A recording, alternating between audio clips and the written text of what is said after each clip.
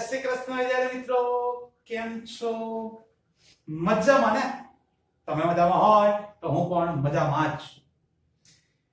વિદ્યાર્થી મિત્રો, આજે આપણે એકાઉન્ટમાં ભાગ 2 કે જેની અંદર ચેપ્ટર નંબર 3 ની શરૂઆત કરવાના છીએ. ચેપ્ટર નંબર 3 બોલે તો કંપનીના વાર્ષિક હિસાબો. જે તમે ભાગ 1 ની અંદર ભણ્યા હતા એ ભાગીદારી પેઢીના વાર્ષિક હિસાબો હતા. અહીંયા આગળ આપણે કંપનીના વાર્ષિક હિસાબોની શરૂઆત કરવાના છીએ અને એમાં પણ આજના લેક્ચરની અંદર બેઝિક વસ્તુ જે છે એની એ આપણે સમજવાના છીએ. એક પ્રકારનું વર્ગીકરણ આજે આપણે ભણવાના છીએ જે તમારે ખૂબ જ અગત્યનું રહેશે વાર્ષિક હિસાબોના દાખલા માટે. કારણ તમે જાણો છો કે વાર્ષિક હિસાબના બંને દાખલા ભાગ 1 અને ભાગ 2 કે જે તમારે છેલ્લા સેક્શન F ની અંદર આવે છે અને બંને દાખલાઓ જે છે ભાગ 1 નો એટલે કે ભાગીદારી પેઢીના વાર્ષિક હિસાબો અને કંપનીના વાર્ષિક હિસાબો કે બંને ભેગા થઈ ટોટલ 22 માર્ક્સના એ સેક્શન F હોય છે. એટલે કે 11 માર્ક્સનો એક દાખલો પૂછાતો હોય છે. એક ભાગીદારી પેઢીના વાર્ષિક હિસાબોનો અને બીજો કંપનીના વાર્ષિક હિસાબોનો. એક તો આપણે પૂરું કર્યું. હવે આજથી આપણે બીજું બોલે તો કંપનીના વાર્ષિક હિસાબો નો અભ્યાસ કરવાના છે. વિદ્યાર્થી મિત્રો, તમે જાણો છો જ કે ભાગીદારી પેઢીના વાર્ષિક હિસાબોની અંદર આપણે મુખ્ય 3 ખાતા બનાવતા હતા. મુખ્ય જનરલી તો 5 1 6 ખાતા હતા પણ મુખ્ય 3 હતા. એમાં વેપાર ખાતું, નફા નુકસાન ખાતું અને પાકો સરવૈયો. આ 3 મુખ્ય ખાતાઓ હતા. તો ભાગીદારી પેઢીમાં આપણે 3 વસ્તુ તૈયાર કરતા હતા, પરંતુ અહીંયા આગળ બોલે તો કંપનીના વાર્ષિક હિસાબોની અંદર આપણે ફક્ત 2 જ વસ્તુ તૈયાર કરવાના છે. તો એ કઈ 2 વસ્તુ છે તો એ હું અહીંયા આગળ ભાગ પાડીને લખું છું. તમે ધ્યાનથી જોતા જજો, સમજતા જજો અને યાદ પણ રાખતા જજો. કારણ કે યાદ રાખવું જરૂરી છે ને. ઓકે, તો અહીંયા આગળ આપણે 2 જ વસ્તુ તૈયાર કરવાની છે. એક અહીંયા આગળ લખું છું કે નફા નુકસાન નું પત્રક. નફા નુકસાન નું પત્રક તૈયાર કરવાનું છે અને બીજી વસ્તુ મુખ્ય કે જે આપણો પાકો સરવૈયો છે. તો આ 2 વસ્તુ મુખ્યત્વે કંપનીના વાર્ષિક હિસાબોની અંદર તૈયાર કરવામાં આવે છે. 2 વસ્તુ ભાગીદારી પેઢીમાં આપણે મુખ્ય 3 હતા, જનરલી 5 અથવા તો 6 કારણ કે મૂડી અથવા ચાલુ હે ને. પણ અહીંયા આગળ તો મુખ્ય ગણો કે જનરલી ગણો, જ્યારે કંપનીના વાર્ષિક હિસાબો તૈયાર કરવાના હોય એટલે એની અંદર તમારે આ 2 જ વસ્તુ તૈયાર કરવામાં આવે છે. પહેલું પાકું સરવૈયો અને બીજું તમારું નફા નુકસાનનું પત્રક. આ 2 જ વસ્તુ, ત્રીજું કોઈ જ બનાવવામાં આવતું. જે તમારું વાર્ષિક વેપાર અને નફા નુકસાન ખાતું હતું એ બંને કમ્બાઈન થઈને અહીંયા આગળ આ નફા નુકસાન પત્રક તૈયાર કરવામાં આવે છે.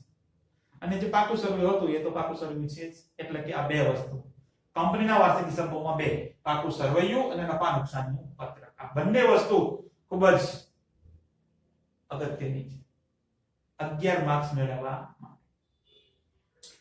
પછી તમે જાણો છો કે પાકું સરવૈયું હોય તો ભાગીદારી પેઢીનું પાકું સરવૈયું હતું જેમાં 2 બાજુઓ હતી, એક ડાબી બાજુ અને બીજી જમણી બાજુ. ઉધાર જમા નહોતા કહેતા ને પાકા સરવૈયા, હે ને? હા, તો ડાબી બાજુ જેને આપણે મૂડી દેવા બાજુ કહેતા હતા અને જમણી બાજુ જેને મિલકત લેણા બાજુ કહેતા હતા. એટલે કે પાકા સરવૈયાની 2 બાજુઓ હતી. એવી રીતે અહીંયા આગળ પણ 2 બાજુઓ છે. એટલે કે 2 ભાગ પાડવામાં આવે છે. પાકા સરવૈયાના કેટલા 2 ભાગ પાડવામાં આવે છે. તો કયા કયા 2 ભાગ પાડવામાં આવે છે તો એ 2 ભાગ પણ હું અહીંયા આગળ પાડી દઉં છું. ચલો, પાકા સરવૈયાના 2 ભાગ પાડવામાં આવે છે. કયા કયા તો એ અહીંયા આગળ ભાગ પાડો. પાકું સરવૈયું કે જેમાં આપણે એક બાજુ ડાબી બાજુ જેને મૂડી દેવા બાજુ કહેતા હતા એને અહીંયા આગળ ઇક્વિટી અને જવાબદારી બાજુ તરીકે ઓળખવામાં આવે છે, ઇક્વિટી અને જવાબદારી બાજુ. અને બીજું જેને આપણે મિલકત લેણા બાજુ કહેતા હતા એને અહીંયા આગળ આપણે મિલકતોના નામે ઓળખવાનું. તો પાકું સરવૈયું, પાકા સરવૈયાના બે ભાગ અથવા તો પાકા સરવૈયાના બે શીર્ષક છે. પાકા સરવૈયાના શીર્ષક કેટલા? બે શીર્ષક. પાકા સરવૈયાના કેટલા શીર્ષક? બે શીર્ષક. કયા કયા? તો કે એક તમારું આ ઇક્વિટી અને જવાબદારી, આ પહેલું શીર્ષક, અને બીજું શીર્ષક એ છે તમારું આ મિલકતો. તો પાકા સરવૈયાના બે શીર્ષક, એક ઇક્વિટી અને જવાબદારી અને બીજું મિલકતો. યાદ રાખજો આ બે વસ્તુ પાકા સરવૈયાના શીર્ષકો છે.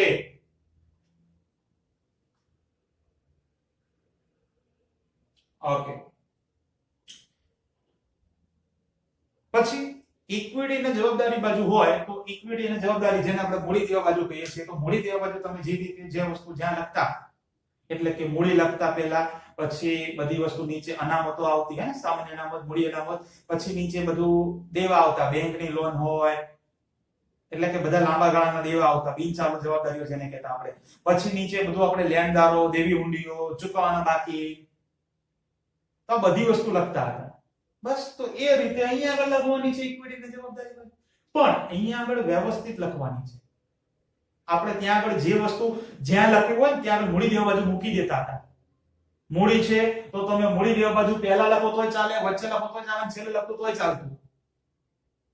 લેણદારો છે તો તમે જ્યાં લખો હોય, હા, તો લખવાના મૂડી દેવા બાજુ, મિલકત લેણા બાજુ ન લખાય. પછી મૂડી દેવા બાજુ તમે જ્યાં લખતા ત્યાં આગળ ચાલતું હતું. પણ હવે અહીંયા આગળ એવું ચાલશે નહીં. અહીંયા આગળ થોડું વ્યવસ્થિત કામ કરવાનું છે. કારણ કંપનીના વાર્ષિક હિસાબો છે, ભાગીદારીના છે નહીં. તો આ ઇક્વિટી અને જવાબદારી બાજુ કે જેની અંદર એના પણ જેમ પાકા સરવૈયાના બે શીર્ષક થયા, પહેલું શીર્ષક ઇક્વિટી અને જવાબદારી, બીજું શીર્ષક મિલકતો, એ રીતે ઇક્વિટી અને જવાબદારી બાજુના પણ ત્રણ મુખ્ય શીર્ષકો છે. ઇક્વિટી અને જવાબદારીના ત્રણ મુખ્ય શીર્ષકો એટલે કે કયા કયા છે તો જોઈ લઈએ. ચાલો,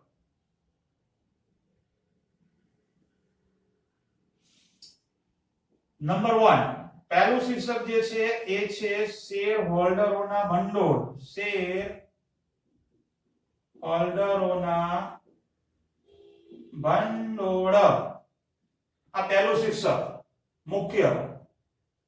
પછી બીજું મુખ્ય શીર્ષક બિન ચાલુ જવાબદારી, જેને બિન ચાલુ દેવા પણ કહેતા, આ બીજું મુખ્ય શીર્ષક. અને એક ત્રીજું મુખ્ય શીર્ષક એ છે ચાલુ જવાબદારીઓ. જુઓ, આ ત્રણ શીર્ષકો છે મુખ્ય. ઇક્વિટી જવાબદારીના ત્રણ મુખ્ય શીર્ષક: શેર હોલ્ડરોના ભંડોળ, બિન ચાલુ જવાબદારીઓ અને ચાલુ જવાબદારીઓ. કોના? ઇક્વિટી જવાબદારીના મુખ્ય ત્રણ શીર્ષક છે જે આ રહ્યા: શેર હોલ્ડરોના ભંડોળ, બિન ચાલુ જવાબદારીઓ અને ચાલુ જવાબદારીઓ.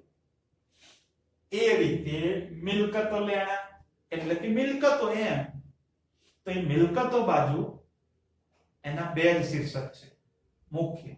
કયા કયા છે તો લખવા તો પડશે ને, કારણ કે યાદ રાખવાના છે આપણે, એના વગર તો થોડું ચાલશે. ઓકે, ચાલો. તો એના પણ બે મુખ્ય શીર્ષકો છે. એમાં પહેલું મુખ્ય શીર્ષક જે છે એ છે બિન ચાલુ મિલકતો, અને બીજું જે મુખ્ય શીર્ષક જે છે એ છે ચાલુ મિલકતો. આવડે? જો પહેલા શીર્ષકોની વાત ચાલુ થઈ, પહેલેથી થોડું સમજાવું છું, ધ્યાન રાખજો, ફરી એક વખત મગજમાં ફિટ કરજો. આપણે ભણીએ છીએ કંપનીના વાર્ષિક હિસાબો. તો કંપનીના વાર્ષિક હિસાબોની અંદર બે વસ્તુ તૈયાર કરવામાં આવે: પાકું સરવૈયું, નફા નુકસાનનું પત્રક. પાકા સરવૈયાના બે ભાગ પડે છે, બે શીર્ષકો છે. પાકા સરવૈયાના કેટલા શીર્ષકો? બે. પહેલું શીર્ષક ઇક્વિટી જવાબદારીઓ, બીજું શીર્ષક મિલકતો. પછી ઇક્વિટી જવાબદારી, તો ઇક્વિટી જવાબદારીના ત્રણ મુખ્ય શીર્ષકો. કેટલા શીર્ષકો? આમ એટલે 3, આમ 3 નો કહેવાય, આમ 3. ઓકે, હા. તો ઇક્વિટી જવાબદારીના 3 મુખ્ય શીર્ષકો: શેર હોલ્ડરોના ભંડોળ, બિન ચાલુ જવાબદારીઓ અને ચાલુ જવાબદારીઓ. જ્યારે મિલકતોના મુખ્ય 2 શીર્ષકો, પહેલું બિન ચાલુ મિલકતો અને ચાલુ મિલકતો. આ મુખ્ય શીર્ષક છે. હજી ડિટેલમાં આવશે એટલે કહું છું મુખ્ય શીર્ષક. ઓકે, હા. તો હવે શેર હોલ્ડરના ભંડોળ હોય તો એની અંદર કઈ કઈ વસ્તુનો સમાવેશ થાય? એના પેટા શીર્ષકો કયા? એની વાત. તો શેર હોલ્ડરોના ભંડોળ કે જેની અંદર એના 2 પેટા શીર્ષકો છે. કયા કયા? તો કે એક શેર મૂડી અને બીજું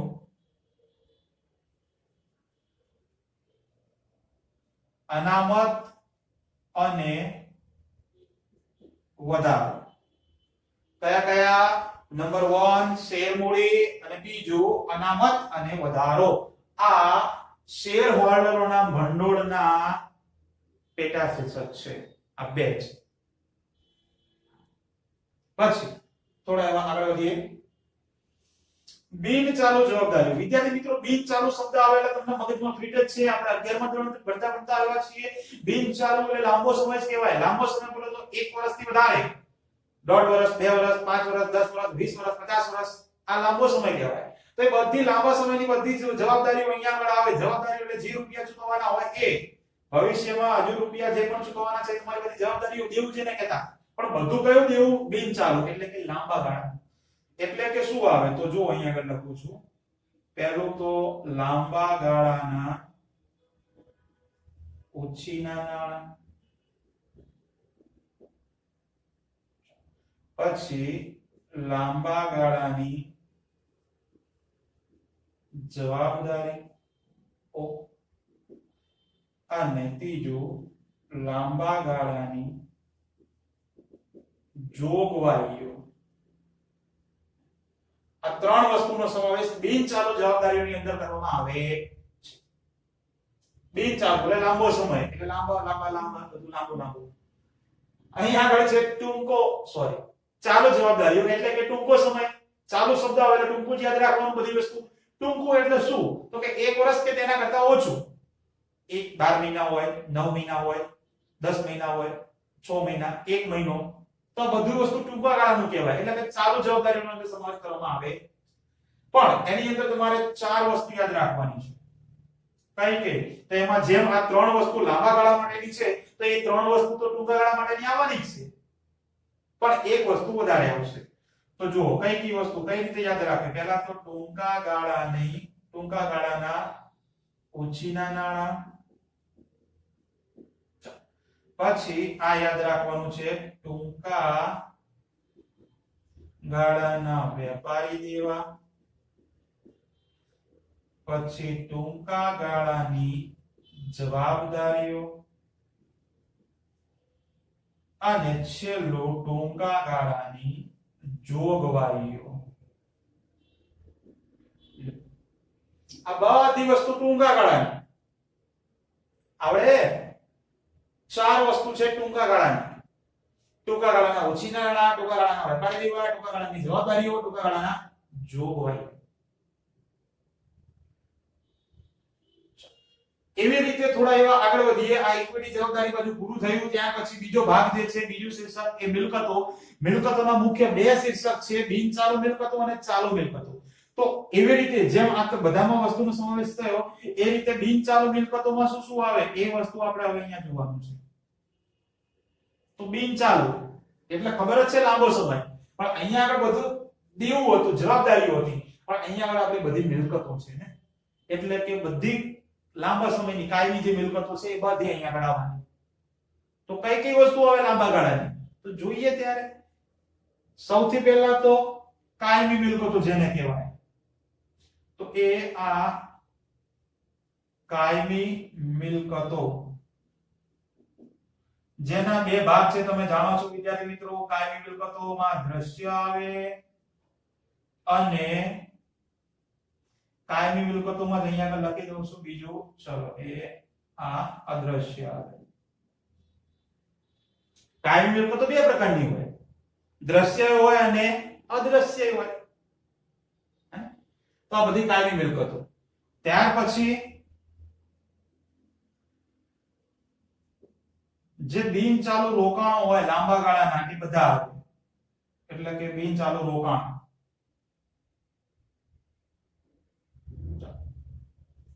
પછી લાંબા ગાળાની લોન અને ધિરાણ. તમે ધંધામાંથી કોઈને લાંબા સમય માટે લોન આપી હોય, 2 વર્ષ 5 વર્ષ માટે લોન આપી હોય, કારણ કે મિલકત છે ને, તો એ બધી લોન આપેલી હોય એ બધી અહીંયા આગળ આવે, લાંબા ગાળાની લોન અને ધિરાણ. અને અન્ય બિનચાલુ મિલકતો જે પણ કઈ બાકી રહેતી હોય, ઉપર એક એમાં ન આવતી હોય, છેલ્લે અન્ય બિનચાલુ મિલકતો. તો આ વાત થઈ બિનચાલુ મિલકતોની, કે જેમાં કાયમી મિલકતો દ્રશ્ય અદ્રશ્ય આવે, બિનચાલુ રોકાણો આવે, લાંબા ગાળાની લોન અને ધિરાણ આવે, અન્ય બિનચાલુ મિલકતો આવે. ત્યાર પછી ચાલુ મિલકતો, જે બધી ટૂંકા ગાળાની મિલકતો જે છે, ધંધાની અંદર જે પણ લેવડ દેવડ છે પણ ટૂંકા ગાળા માટે, 1 વર્ષ કે તેનાથી ઓછા સમય માટે જે પણ લેવડ દેવડ થતી હોય બધી મિલકતો ત્યાં આવે. એટલે કે કઈ હોય તો એના નામ લખું છું. ચાલો, તો સૌથી પહેલા તો જેમ અહીંયા આગળ બિનચાલુ રોકાણો આવ્યા એવી રીતે અહીંયા આગળ આવશે ચાલુ રોકાણો.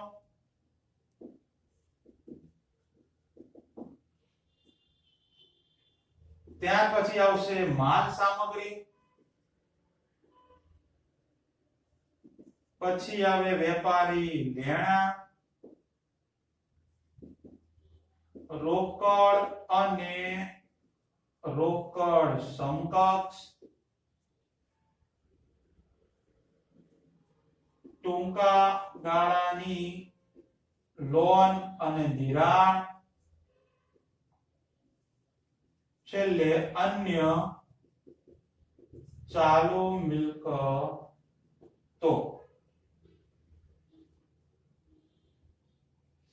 લ્યો, થઈ ગયું વિદ્યાર્થી મિત્રો?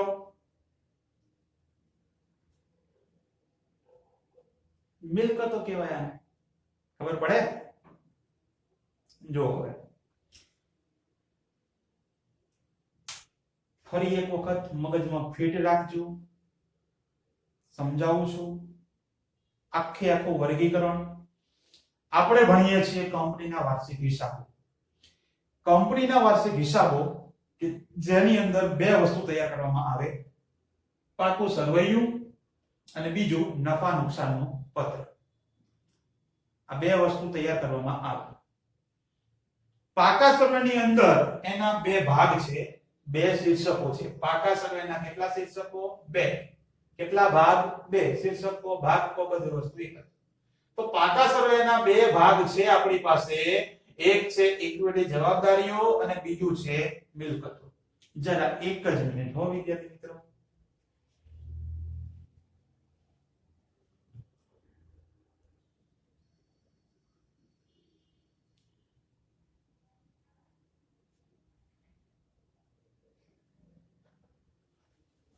ઓકે, સોરી વિદ્યાર્થી મિત્રો. ફરી એક વખત કંપનીના વાર્ષિક હિસાબો કે જેની અંદર 2 વસ્તુ તૈયાર કરવામાં આવે છે, પાકું સરવૈયું, નફા નુકસાનનું પત્ર. પાકા સરવૈયાના મુખ્ય 2 ભાગ છે, ઇક્વિટી જવાબદારીઓ, મિલકતો. અથવા તો પાકા સરવૈયાના 2 શીર્ષક કહેવાય, ઇક્વિટી જવાબદારીઓ અને મિલકતો. આ પાકા સરવૈયાના 2 શીર્ષકો. એની અંદર એના મુખ્ય ભાગ પાડવામાં આવે છે, મુખ્ય શીર્ષકો. ઇક્વિટી જવાબદારીઓ હોય તો એના મુખ્ય 3 શીર્ષકો છે. ઇક્વિટી જવાબદારીના મુખ્ય કેટલા શીર્ષકો? 3. કયા કયા? નંબર 1 શેર હોલ્ડરોના ભંડોળ, આ મુખ્ય શીર્ષક છે. બીજું મુખ્ય શીર્ષક બિનચાલુ જવાબદારીઓ, અને ત્રીજું મુખ્ય શીર્ષક જે છે એ છે ચાલુ જવાબદારીઓ. તો ઇક્વિટી જવાબદારીના આ મુખ્ય 3 શીર્ષકો, શેર હોલ્ડરના ભંડોળ, બિનચાલુ જવાબદારીઓ અને ચાલુ જવાબદારીઓ. એ રીતે મિલકતોના મુખ્ય 2 જ શીર્ષકો. મિલકતોના મુખ્ય કેટલા? 2 જ શીર્ષકો.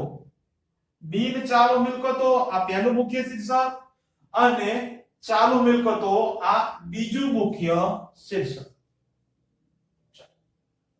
પાકા શેરોના શીર્ષકો બે, ઇક્વિટી જવાબદારીઓ મિલકતો એની વાત પૂરી.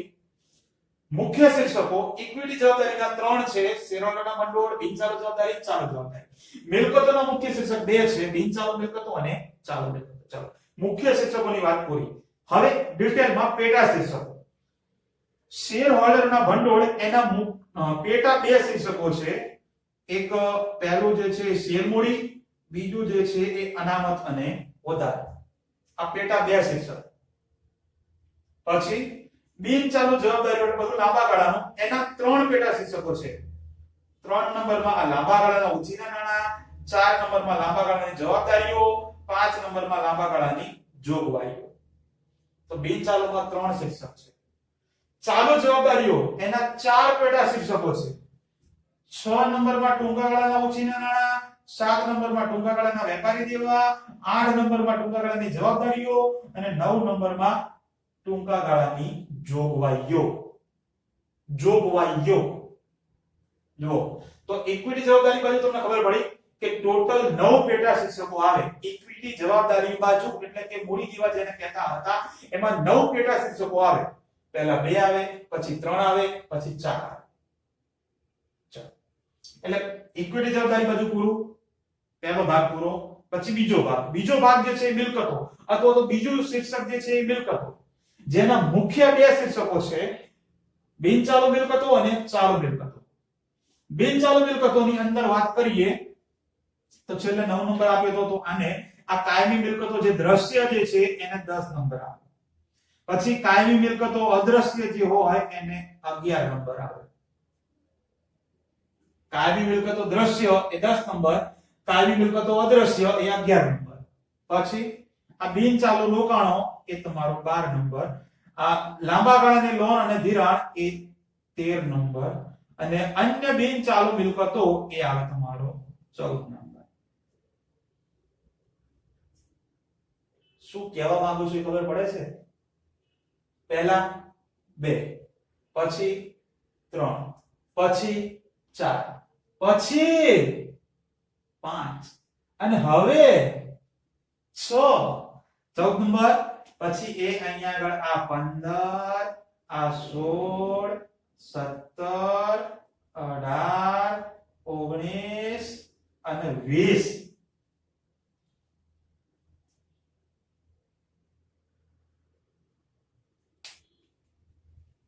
આખું વર્ગીકરણ 20 પેટા શીર્ષકોની અંદર સમાવેલું છે. 20 પેટા શીર્ષકો યાદ કઈ રીતે રાખવાના તમને ખબર પડી ગઈ. પહેલા 2 ની જોડી, પછી 3 ની જોડી, પછી 4 ની જોડી, પછી 5 ની જોડી, પછી છેલ્લે 6 ની જોડી. જોડી વાઇઝ યાદ રાખો તો જલ્દી યાદ રહેશે. કઈ રીતે? જોડી વાઇઝ. ઇક્વિટી જવાબદારી એમાં 9 પેટા શીર્ષકો આવે. બાકીના પેટા શીર્ષકો જે છે એ બાકીના 11 એ મિલકતોની અંદર આવે. 9 + 11 એટલે ટોટલ 20 પેટા શીર્ષકો થાય. હજી ડિટેલમાં કઈ રીતે યાદ રાખવા? ફરી વખત ડિટેલમાં. શેર હોલ્ડરોના ભંડોળ કે જેમાં 2 ની જોડી છે. શેર હોલ્ડરોના ભંડોળ એટલે મૂડી. તો એમાં એક શેર મૂડી આવે અને બીજું અનામત અને વધારો આવે. ચલો આ 2 ની જોડી. બિનચાલુ શબ્દ આવે એટલે લાંબો સમય, તમને ખબર છે લાંબો ગાળો એટલે એમાં 3 ની જોડી આવે. લાંબા ગાળાના ઉછીના નાણાં, લાંબા ગાળાની જવાબદારીઓ, લાંબા ગાળાની જોગવાઈઓ. આ તમારે ક્રમમાં યાદ રાખવાનું છે, નંબર સાથે મેં જેમ લખ્યું છે એમ. પણ પહેલા 2 ની જોડી, પછી 3 ની જોડી, હવે આવશે 4 ની જોડી. 4 ની જોડીમાં પહેલાનું શીર્ષક શું છે? મુખ્ય. તો કે ચાલુ જવાબદારીઓ છે મુખ્ય શીર્ષક. ચાલુ એટલે ટૂંકો સમય, મગજમાં ફિટ, એ તો ખબર જ છે. તો ટૂંકા સમયની 4 વસ્તુઓ આવે એ 4 એના પેટા શીર્ષક કહેવાય.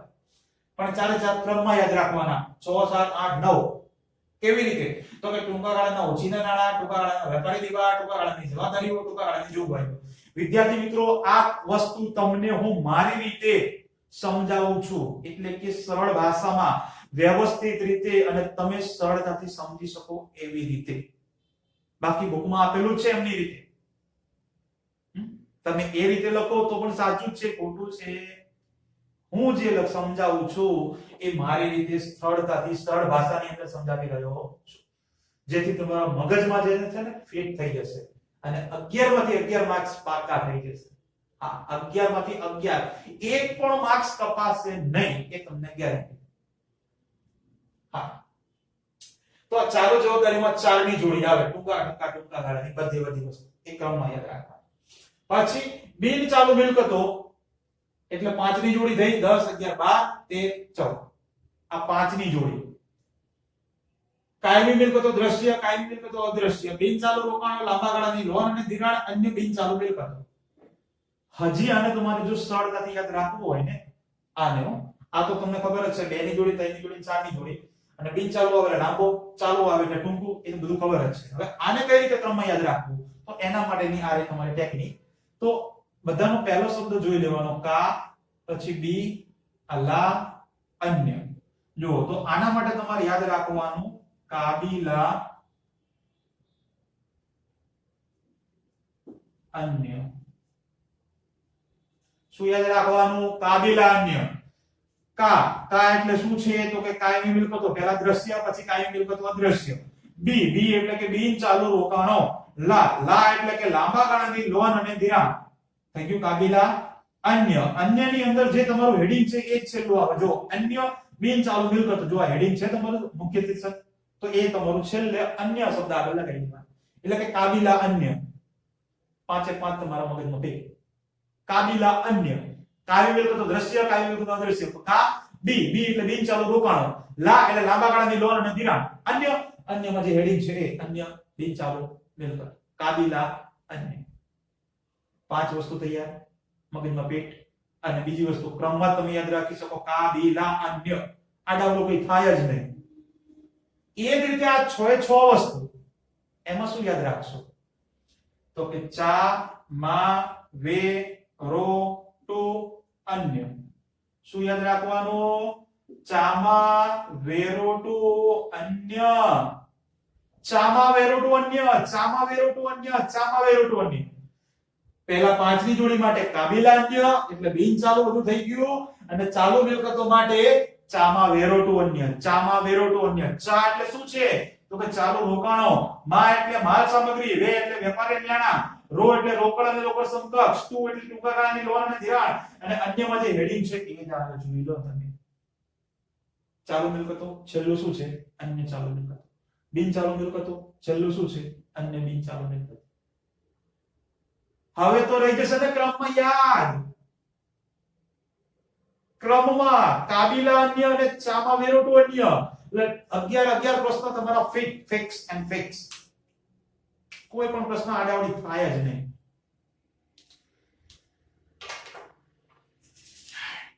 વીસ પ્રશ્નો, 20 પેટા શીર્ષકો.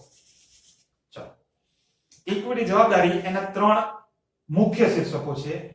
શેર હોલ્ડરના ભંડોળ, બિન ચાલુ જવાબદારી, ચાલુ જવાબદારી. શેર હોલ્ડરના ભંડોળની અંદર 2 એના પેટા શીર્ષકો, શેર મૂડી, અનામત અને વધારો.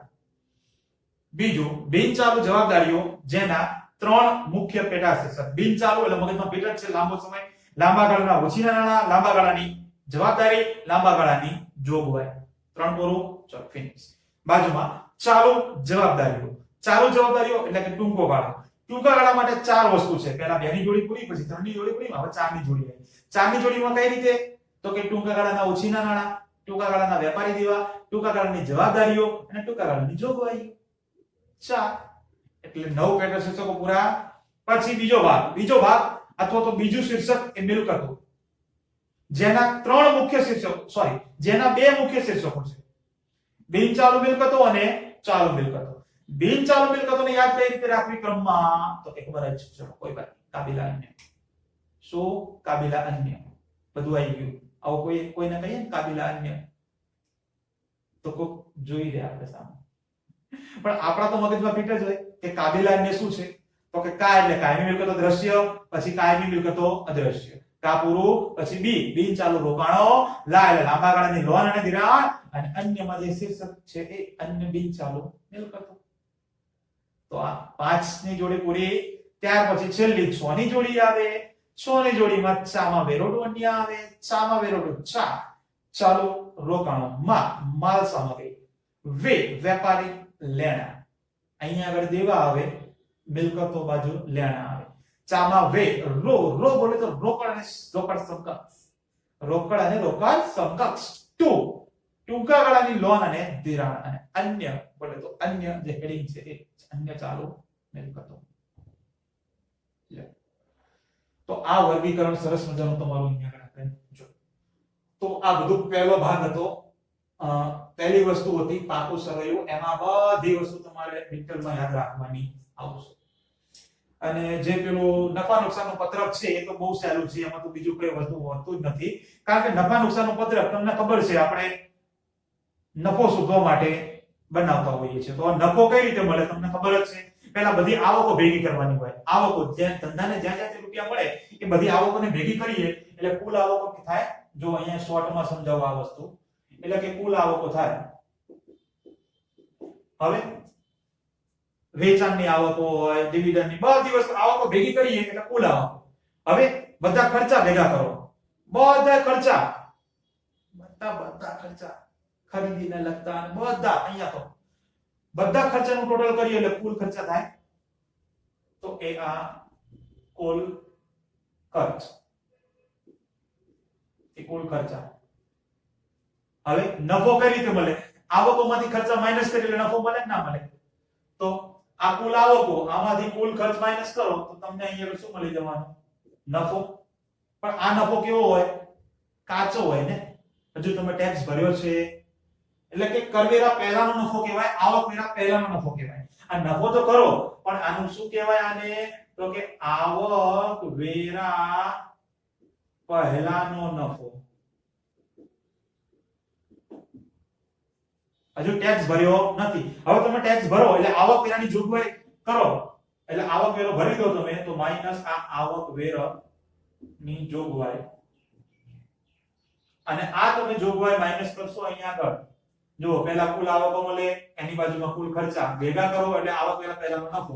એમાંથી ટેક્સ ભરી દો એટલે તમે ટેક્સ ચૂકવી દીધો અહીંયા આગળ. પછી જે તમારો નફો વધે એ તમારો આ આવકવેરા પછીનો નફો કહેવાય, જે તમને અહીંયા આગળ મળે. પહેલા જે મળે એને કાચો નફો, એમાંથી તમે ટેક્સ ભરો સરકારને, પછી જે બાદ થઈને જે તમને નફો મળે એ તમારો ચોખ્ખો નફો.